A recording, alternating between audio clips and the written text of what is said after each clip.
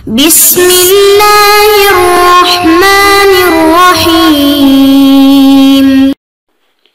أعوذ بالله من الشيطان الرجيم. ألم تعلم أن الله له ملك السماوات والأرض وما لكم من دون الله من ولي ولا نصير.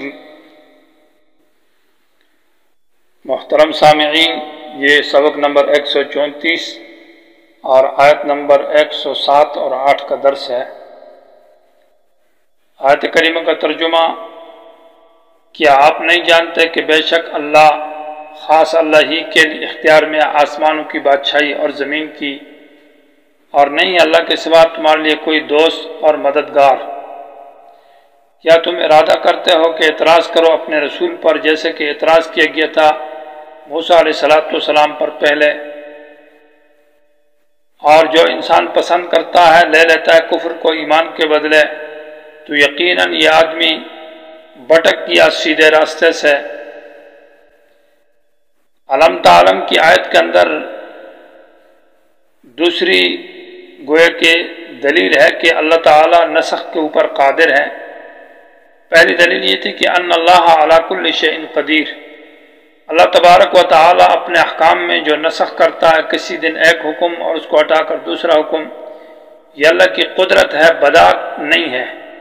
بدا تو اس کو کہا جاتا ہے کہ آدمی ایک کام کرے اور اس کو اچھا سمجھ کر بعد میں اس کو معلوم ہو کہ اس میں خیر نہیں ہے، دوسرے کام میں ہے، تو وہ پہلے کام کو چھوڑ کر دوسرا اختیار کرے، اس کو بدا کہتے ہیں۔ اور بدا کے اندر گویا کہ نسیان ہے، یعنی بھول جانا، ابتدا میں اس کو اس کام کی حکمت اور فائدے معلوم نہ ہو۔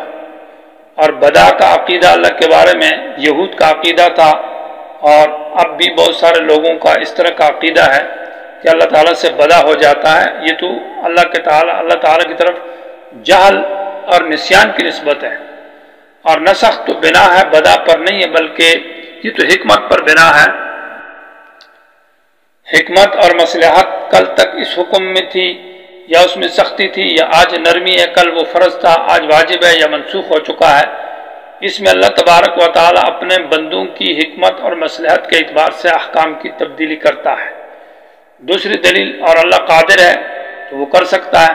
دوسری دلیل یہ پیش کی کہ اللہ بادشاہ ہے اور اللہ مالک ہے، متصرف ہے، اللہ کے سوا کوئی مددگار نہیں ہے، کوئی حفاظت کرنے والا نہیں ہے، اور بادشاہ کے اختیار میں ہے کہ وہ اپنی رعیت کے بارے میں جو حکم سرزد کرے فرمائے تو اس کو اختیارات ہے، اور وہ بادشاہ مطلق ہے۔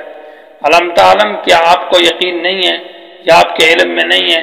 معنی یہ ہے کہ اپنے علم میں لے اور یقین پیدا کرو کہ ان اللہ، بے شک اللہ، لہو، خاص اللہ ہی کے اختیار میں ہے، لام ملکیت اور اختصاص کے لیے، ملک السماوات، آسمانوں کی بادشاہی، والارض، زمین کی بادشاہی، تو وہ بادشاہ ہے، وہ متصرف ہے، وہ اپنے رعیت کے بارے میں جو احکام بھیجے ہے اس کی مرضی ہے۔ وما لکم، اور اس کی وجہ یہ ہے کہ اللہ کے سوا کوئی اور حفاظت کرنے والا اور بچانے والا نہیں ہے۔ نہیں ہے لکم، تمہارے لیے، من دون اللہ، اللہ کے سوا، میں ولی، کوئی حفاظت، دوست۔ ولی اس کو کہتے ہیں جو دوست بھی اور ساتھ ساتھ حفاظت بھی کرے، یعنی خیر خواہ دوست ہو اور حفاظت کرے۔ تو اللہ ولی ہے، مسلمانوں کے ساتھ، ایمان والوں کے ساتھ محبت کرتا ہے، ان کی حفاظت فرماتا ہے۔ اور نصیر کہتے ہیں کہ دوست تو نہیں ہے، ویسے ہی باہر کا آدمی آپ کی مدد کرتا ہے۔ تو معنی یہ ہے کہ دو طرح کے انسان کی حفاظت کرنے والے، مدد کرنے والے۔ ایک انسان کے اپنے قریبی دوست جو کہ انسان کی حفاظت کرتے ہیں، وہ مالک بھی ہوتا ہے، دوست بھی ہوتا ہے اور حفاظت بھی کرتا ہے۔ تو ولی کا یہ معنی، نہ مالک بھی کوئی تمہارا نہیں ہے اور تمہارا دوست بھی نہیں ہے، تمہاری حفاظت کرنے والا بھی اللہ کے سوا کوئی نہیں۔ اور نصیر کا معنی عام کوئی دوسرا آدمی ہے جو آپ کی صرف مدد کرے، ویسے ہی وہ بھی نہیں ہے۔ تو اللہ ہی نصیر ہے، اللہ ہی ولی ہے، اللہ ہی کی بادشاہی ہے، اس لیے اس کو اختیارات ہے نسخ۔ ہم تریدون کے بعد یہاں 5 اعتراضات ختم ہونے کے بعد یہاں سے زجرات شروع ہے۔ زجر معنی ڈانٹ ڈبٹ، اور زجر جو ڈانٹ ڈبٹ ہوتی ہے یا غصہ ہوتا ہے، اللہ کی سرزنش ہو، یہ انسان کی خباثات کے اوپر ہوتا ہے۔ تو یہود کی خباثات کا ذکر ہے کہ آپ کے اندر یہ غلطی ہے، یہ خباثت ہے، ان خباثات کے اوپر زجرات کا ذکر ہے۔ پہلی خباثت جو ہے انبیاء علیہم الصلاۃ والتسلیمات پر اعتراض ہے۔ تو انبیاء پر نامناسب اعتراض کرنا، ان کی توہین اور رسوائی کے اعتراض کرنا، اس بات کے اوپر زجر پہلا ذکر ہے۔ ام تریدون کی آیت میں، اور یہ ام میں منقطع ہے، جو ام منقطع بل کے معنی میں ہے، کہ معنی یہ ہے کہ آپ جو کہتے ہیں کہ یہ پیغمبر کی بات نسخ ہو گئی، یہ اعتراض آپ جو کرتے ہیں، اس کا مقصد ویسے رسول پر اعتراضات اور شبہات پیدا کرنا ہے، آپ تحقیق نہیں چاہتے، بات کو سمجھ نہیں چاہتے۔ بعض مرتبہ انسان کسی بات کا سوال کرتا ہے، اس کا مقصد یہ ہے کہ معلومات یا صحیح تحقیق ہو جائے تاکہ میں اس پر عمل کروں یا اس کی اتباع کروں۔ یہ محض بدنام کرنے کے لیے آپ اعتراضات کرتے ہیں۔ کیا آپ ارادہ رکھتے ہیں ان تسالو کہ آپ اعتراض کریں یا سوال کریں رسولکم اپنے رسول پر؟ مراد رسولکم میں نبی علیہ السلام ہے، اور اس بار یہ دلیل ہے کہ نبی علیہ السلام رسول جیسے امت محمدیہ کے ہمارے لوگوں کے لیے تو یہود کے لیے بھی رسول ہے، کیونکہ خطاب یہود کو ہے۔ اور سوال سے مراد یہاں پر اعتراض کرنا ہے کہ نبی علیہ السلام پر جو ماقبل میں یہ جو اعتراضات کیے گئے ہیں کہ آپ کبھی بیت المقدس کی طرف نماز پڑھتے تھے، ابھی اس کو تبدیل کر دیا ہے، یا یہ جو ماقبل سلیمان علیہ السلام کی وہ آپ پیغمبر کہتے ہیں، یا ہاروت ماروت کا مسئلہ یا سحر کا مسئلہ ہے، اس طرح کے اور بھی اعتراضات ہیں۔ اور یہود نے یہ اعتراضات تو کیے، تو مزید اعتراضات کا ارادہ تھا اور بھی اعتراضات کرتا تھا۔ کما سئل جیسے کہ اعتراض کیا گیا موسیٰ علیہ السلام پر من قبل پہلے، موسیٰ علیہ السلام کو بنی اسرائیل نے کہا ارنا اللہ جارتن کہ ہمیں اللہ دکھائیں، اور مطلب یہ کہ اور بہت ساری بیہودہ اور غلط سوالات حضرت موسیٰ علیہ السلام سے کیے گئے تھے۔ تو اس طرح یہودیوں سے کہا تم بھی اس نبی آخر پر بھی اعتراض کرنا چاہتے ہو، گویا کہ نبی پر اعتراض کرنا یہ نبی کی توہین کرنا ہے، اور نبی کی توہین یہ کفر ہے۔ اس لیے بعد والی آیت میں کہا وَمَن يَتَبَدَّلِ الْكُفْرَ، جو پسند کرے گا بدلے میں لے لے گا کفر کو، بالایمان ایمان کے بدلے میں۔ ایمان یہ ہے کہ نبی پر نبی کی تابعداری کی جائے، اس کی بات مانی جائے، اس کی توہین اور بے حرمتی نہ کی جائے، اور یہ ہے کہ کفر یہ ہے کہ نبی کی توہین اور بے قدری اس پر اعتراضات۔ تو گویا کہ جو کفر کو لے لے گا ایمان کے بدلے میں فقط ضل، یہ بھٹک گیا، دور ہو گیا، گمراہ ہو گیا، سواء السبیل سیدھے راستے سے، سواء بمعنی مستقیم اور وسط کے سیدھا بھی اور درمیانہ بھی اس راستے سے ہٹ گیا ہے۔ آیت کے اندر اور بھی توجیحات ہے، لیکن اصح توجیح یہی ہے کہ یہ خطاب یہودیوں کو ہے، کیونکہ بحث یہود کے ساتھ چل رہی ہے اور خطابات یہود کے ہیں۔ بعض حضرات نے کیسے مراد مکہ کے مشرکین ہے، لیکن چونکہ یہاں مشرکین کا تذکرہ سورہ بقرہ کے اندر نہیں ہے، مدنی صورت ہے اور اعتراضات یہود کے ہیں۔ بعض حضرات نے کہا اس سے مراد صحابہ اکرام ہے، تو صحابہ اکرام کو بھی خطاب صحیح نہیں ہے، اس لیے کہ وَمَن يَتَبَدَّلِ الْكُفْرَ بِالْإِيمَانِ، صحابہ اکرام نے تو پیغمبر پر ایسے اعتراضات نہیں کیے جس میں توہین ہو اور بے حرمتی ہو اور جس کو انسان کفر تک پہنچ جائے۔ وَدَّ كَثِيرٌ مِّنْ أَهْلِ الْكِتَابِ، یہ زجر ہے دوسرا، یعنی پہلی خباثت کہ اس میں ارتداد ہے، نبی پر اعتراض کرنا گویا کہ یہ انسان مرتد ہو جاتا ہے، تو ارتداد کا ذکر تھا۔ اور وَدَّ كَثِيرٌ مِّنْ أَهْلِ الْكِتَابِ کی آیت میں ابھی مرتد کرنا ہے دوسرے لوگوں کو، یعنی پہلے خود گمراہی کا ذکر تھا کہ اپنے آپ انسان نبی پر اعتراض کرے تو مرتد ہو جاتا ہے۔ دوسری آیت میں یہ کہ دوسرے لوگوں کو گمراہ کرنا چاہتا ہے، ان میں اعتراضات پیدا کر کے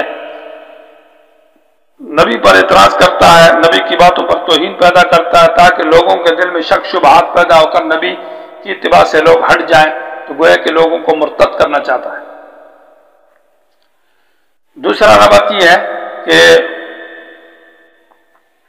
پہلی آیت کے اندر ام تریدون ان تسألوا رسولکم، آیت ثانیہ کے اندر ان کا سبب ذکر کیا ہے کہ نبی پر اعتراض جو کرتے ہیں، کیا یہ اعتراض کہ نبی کے اندر خرابی ہے یا ان کے اندر خرابی ہے؟ تو جواب دیا کہ خباثت نفس کی وجہ سے یہ اعتراض کرتے ہیں، اور وہ اعتراض یہ کہ حسدا من عند انفسہم، یہ کوئی حق پر بنا نہیں ہے اعتراض، یا مبنی بر حق نہیں ہے، بلکہ صرف محض حسد اور ضد کی وجہ سے نبی پر اعتراض کرتے ہیں۔ اس کا ذکر ہے آیت ثانیہ کے اندر۔ تو وَدَّ كَثِيرٌ مِّنْ أَهْلِ الْكِتَابِ، آیت کا عنوان ہوگا کہ نبی پر اعتراض لوگوں کو مرتد کرنا چاہتے ہیں، یہ دوسری خباثت ہے، اس آیت کے اندر اس کا بیان ہے۔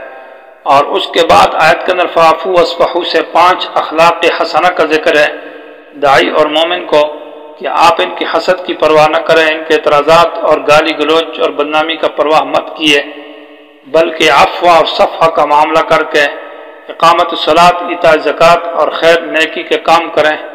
اللہ تبارک و تعالیٰ ایک وقت آئے گا کہ آپ کو غلبہ دے دے گا اور یہ لوگ ختم ہو جائیں گے۔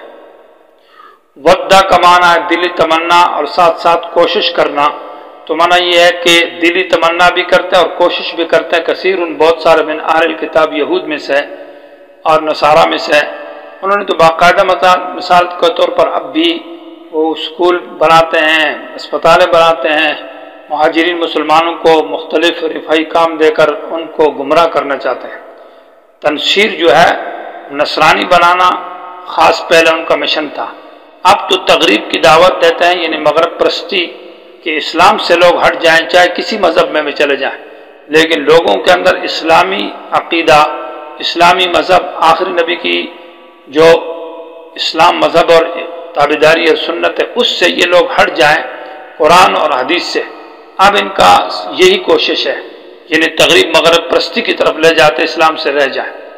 تو ود کثیر چاہتے ہیں بہت سارے لوگ اہل کتاب میں سے، لو یردونکم، لو مصدریہ ہے، معنی یہ کہ تمہارا واپس کرنا، من بعد ایمانکم، تمہارے ایمان کے بعد، کفارن کافر، کہ یہ چاہتے ہیں کہ تم کو واپس کر دیا جائے تمہارے ایمان، صحیح عقیدہ، صحیح عمل، نبی کی اتباع سے ہٹا کر کافر بنانا چاہتے ہیں، چاہے کسی مذہب میں بھی چلے جائیں۔